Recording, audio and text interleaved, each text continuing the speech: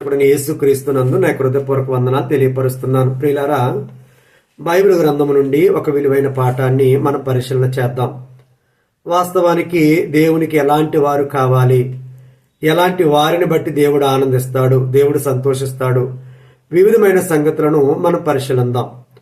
మీరు గమనించండి, బైబిల్ గ్రంథం మనకు తెలియపరుస్తున్న ఓ గొప్ప సంగతి ఏంటంటే, విశ్వాస సంబంధమైన జీవితాలు ఎవరైతే కలిగి ఉంటారో వారిని బట్టి దేవుడు ఆనందిస్తాడు.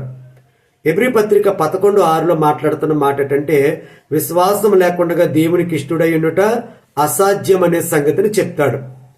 కాబట్టి విశ్వాస సంబంధమైన జీవితం ఎవరు కలిగి ఉంటే వారిని బట్టి దేవుడు ఆనందిస్తాడు, వారిని బట్టి మాత్రమే ఆనందిస్తాడు అనే సంగతిని మనం ఖచ్చితంగా గ్రహించాలి. కీర్తన గ్రంథము 101వ కీర్తన 6వ వచనంలో ఒక విలువైన సమాచారాన్ని అక్కడ మాట్లాడుతూ ఉన్నాడు. నా యొద్ద నివసించినట్లు దేశములో నమ్మకస్తులైన వారిని నేను కనిపెట్టుచున్నాను. నిర్దోష మార్గమందు నడుచువారు నాకు పరిచారకులై ఉందురు. అంటే దేవునికి ఎవరు పరిచారకులు అవుతారు, ఎవరిని బట్టి దేవుడు ఆనందపడతాడు అని మనం ఆలోచన చేస్తే, నిర్దోష మార్గమందు ఎవరైతే నమ్మకంగా ఆయన కట్టడలను విధులను గైకును నడుస్తారో వారు మాత్రమే పరిచారకులు తప్ప నమ్మకస్తులు కాని వారు ఎప్పటికీ దేవునికి పరిచారకులుగా ఉండరు. నమ్మకస్తులైన వారు కావాలని దేవుడు కోరుతున్నాడు. ఇది గ్రంథం మనకు స్పష్టంగా మాట్లాడుతూ ఉంది. మీరు గమనించండి, ఈరోజు మనం కూడా వాస్తవానికి మన ఇళ్లల్లో కుక్కలను మనం పెంచుకుంటూ ఉంటాం. కుక్కలను పెంచుకుంటాం కానీ మనం నక్కల్ని పెంచుకోం. ఎందుకు పెంచుకోమనంటే, నక్కకున్న స్వభావం ఏమిటి? అది వెనక నుండి గోతులు తీసేదండి. నక్కకున్న స్వభావం అని మనం చెబుతూ ఉంటాం. కుక్క ఒక ముద్ద పెడితే చాలు, అది చాలా విశ్వాసంగా మనతో కలిసి ఉంటుంది. కాబట్టి కుక్కలను మనం పెంచుకుంటాం కానీ నక్కల్ని పెంచుకోము. ప్రియులారా, విశ్వాస సంబంధమైన ప్రాణిని మాత్రమే పెంచుకోవాలని మనం చూస్తున్నాం కదా. దేవుడు కూడా విశ్వాస సంబంధమైన వారినే తనకు పరిచారకులుగా ఉంచుకుని తన యొద్ద నివసించినట్లు ఆయన కోరుకుంటున్నాడు తప్ప విశ్వాసం లేని వారిని, దేవుని విధులను గౌరవించిన వారిని ఎంత మాత్రం దేవుడు తన పిల్లలుగా ఆయన యాక్సెప్ట్ చేయడు. మీరు నోవాహు కాలాన్ని ఒక్కసారి గమనించండి. నోవాహుకి దేవుడు వాడ కట్టమని ఒక ఆజ్ఞ ఇచ్చాడు. వాడ కట్టమని చెప్పిన దేవుడు ఎలా కట్టాలో కూడా చెప్పాడు.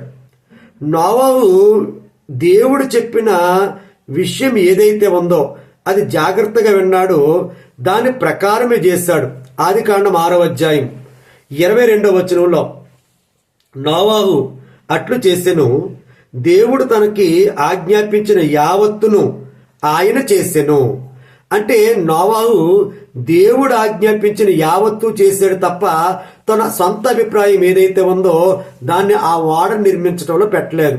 ఈరోజు నిజంగా దేవుడు చేయమంటుంది మనం చేస్తున్నామా, దేవుడు వద్దన్నది మనం చేస్తున్నామా అంటే అది మీ విజ్ఞతకే విడిచిపెడుతున్నాను. ఇక్కడ ఒక సంగతి నేను మీకు చెప్పాలని ఆశపడుతున్నాను. క్రిస్టమస్ అనే పదం బైబిల్ గ్రంథంలో ఎక్కడ మనకు కనబడదు. వాస్తవానికి డిసెంబర్ నెలంతా కూడా యేసు నేడు పుట్టెను, యేసు నేడు పుట్టినని సెలబ్రేషన్ చేస్తూనే ఉంటారు. మీరు గమనించండి, అసలు క్రిస్టమస్ అనేది క్రైస్తవులు చేయకూడదు. ఎందుకంటే చెయ్యమని క్రొత్త నిబంధనలో ఎక్కడ అపోస్తులు మనకు బోధించట్లేదు గనుక. బోధించకపోయినా చేస్తారు. ఇది మానవుడు తన అభిప్రాయం, అంటే తనకు సంతోషం కలిగించే ఒక కార్యం ఎంచుకున్నాడు కానీ ఇది దైవానికి సంతోషం కలిగిస్తుందా లేదా అనే ఆలోచన మానవుడికి లేదు. ఇక్కడ మనం ఇదొకటే మాట్లాడుకుంటున్నాం కానీ చాలా విషయాలు అలా ఉన్నాయి.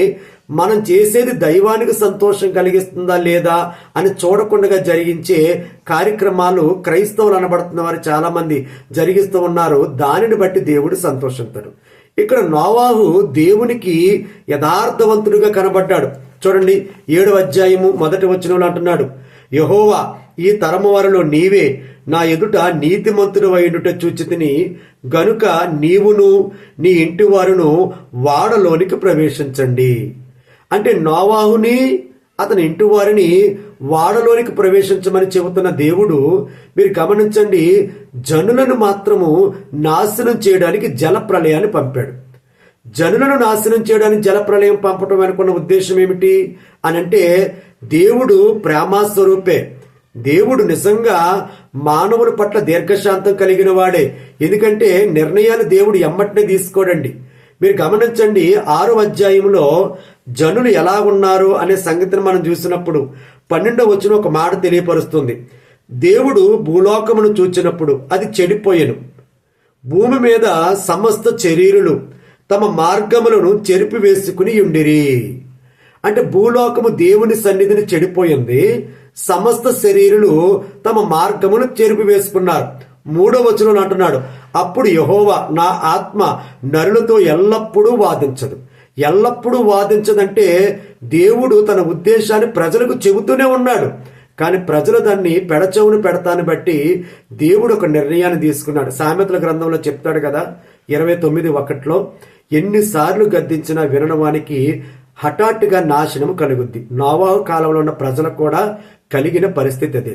కానీ విధేయుడైన నోవాహు అతని కుటుంబం మాత్రం రక్షింపబడ్డారు, అవిధేయులైన ప్రజలు నశింపులోకి వెళ్ళిపోయారు. కాబట్టి ప్రియమైన వారలారా, ఈ సంగతిని బట్టి మనం నేర్చుకోవలసింది ఏంటంటే, దేవుని ఎదుట మనం విధేయులుగా ఉంటున్నామా, నమ్మకస్తులుగా ఉంటున్నామా, దేవుని చెప్పిన విధులను మాత్రమే మనం గైకొంటున్నామా, ఆయన్ను సంతోషపరిచేలా ఉన్నామా లేదని మన భక్తిలో మనల్ని మనం చెక్ చేసుకుంటూ దైవం ఎదుట కొనసాగాలని మరొకసారి మీకు తెలియపరుస్తూ ఈ మాటలు ముగిస్తున్నాను. విన్న మీ అందరికీ నా హృదయపూర్వక వందనాలు.